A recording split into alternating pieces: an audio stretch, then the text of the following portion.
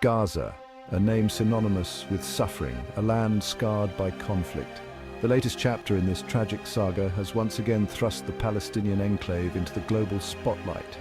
Homes were reduced to rubble, families torn apart, and lives extinguished.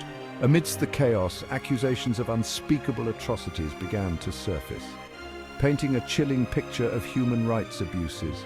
The international community, often accused of inaction, found itself at a crossroads, compelled to confront the consequences of this latest eruption of violence. The cries for justice grew louder, demanding accountability for the suffering inflicted upon innocent civilians. As the dust settled on the latest Gaza conflict, a new chapter began to unfold, one that thrust the United Kingdom into the center of a heated debate over international justice and accountability. The UK, a staunch ally of Israel, found itself in the unexpected position of holding potentially damning evidence against its ally, gathered by its own Royal Air Force.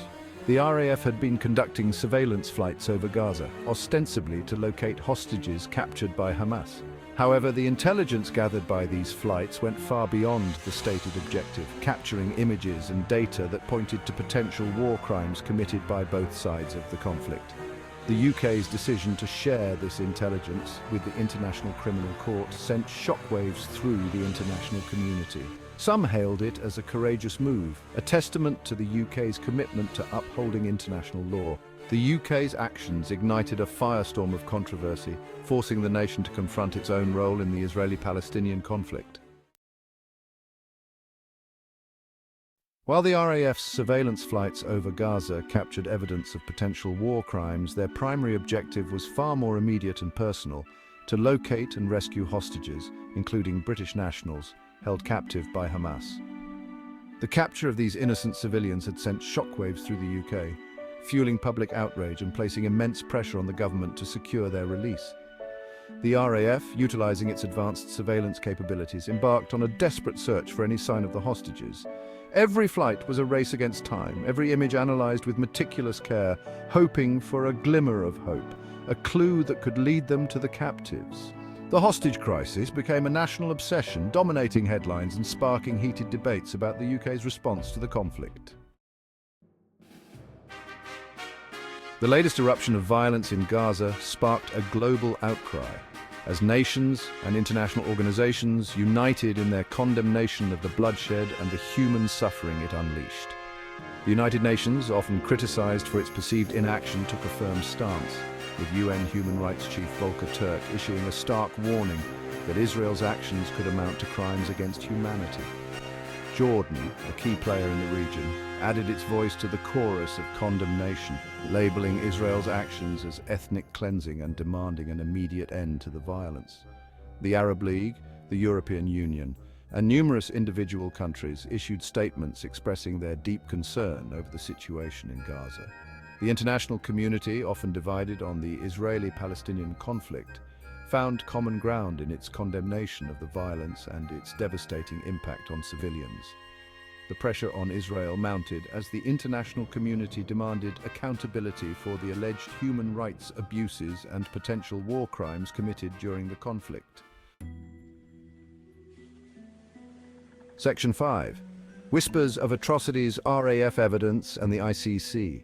As the world grappled with the aftermath of the Gaza conflict, whispers of atrocities began to circulate, fueled by eyewitness accounts, leaked reports, and the chilling images captured by the RAF's surveillance flights. The evidence, though circumstantial, painted a disturbing picture of potential war crimes committed by both sides of the conflict. The International Criminal Court, tasked with investigating and prosecuting individuals accused of the most serious crimes of international concern, found itself at the center of a diplomatic firestorm. The UK's decision to share its intelligence with the ICC, while applauded by human rights groups, drew sharp criticism from Israel and its allies. The ICC's investigation, already facing significant obstacles, became a focal point of the international community's response to the Gaza conflict. Section 6, A Scarred Land, the Brutal Reality of Ethnic Cleansing. Amidst the rubble and despair of Gaza, a chilling accusation emerged, one that sent shockwaves through the international community and ignited a firestorm of controversy: ethnic cleansing. The term, laden with historical baggage and evoking images of past horrors, struck a nerve, forcing the world to confront the possibility that such atrocities were unfolding in the 21st century. The systematic destruction of homes, the displacement of entire communities, the targeting of civilian infrastructure, all pointed to a deliberate attempt to cleanse Gaza of its Palestinian population. Israel, facing mounting international pressure, vehemently denied the accusations, dismissing them as propaganda and a deliberate attempt to delegitimize its actions. However, the evidence, coupled with the testimonies of those who had witnessed the horrors firsthand, painted a different picture, one that could not be easily dismissed. The international community, grappling with the enormity of the accusations, found itself at a crossroads. Section 7. A humanitarian catastrophe. Gaza teeters on the brink. The latest conflict in Gaza had not only unleashed a wave of violence and destruction, but had also plunged the already impoverished enclave into a humanitarian crisis of catastrophic proportions. The fragile infrastructure, already strained by years of blockade and conflict, crumbled under the weight of the relentless bombardment.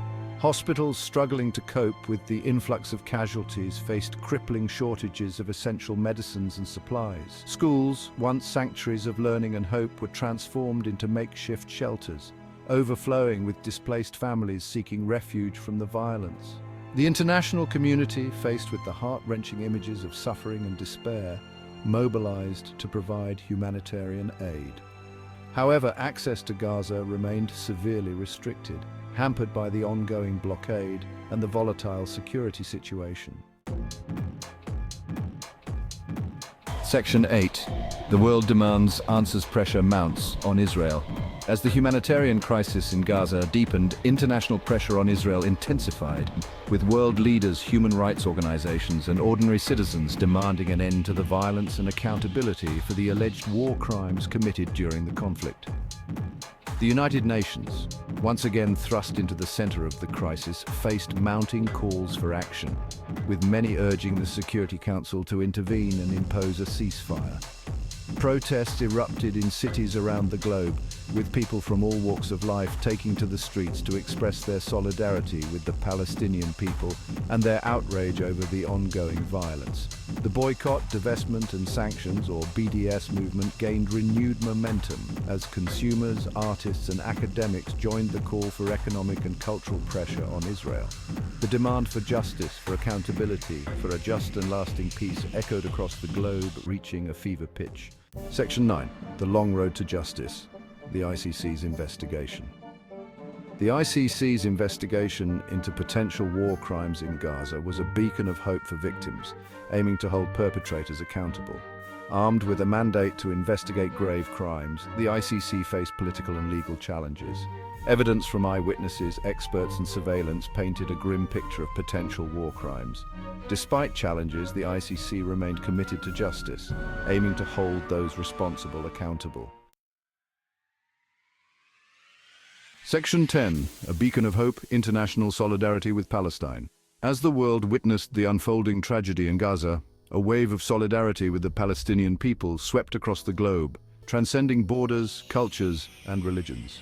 From the streets of London to the heart of New York City, people from all walks of life raised their voices in unison, demanding justice for Palestine.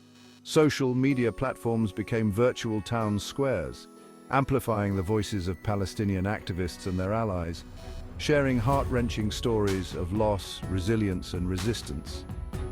Artists, musicians, and writers used their platforms to shed light on the plight of the Palestinian people, their work serving as powerful indictments of the injustice and oppression faced by generations.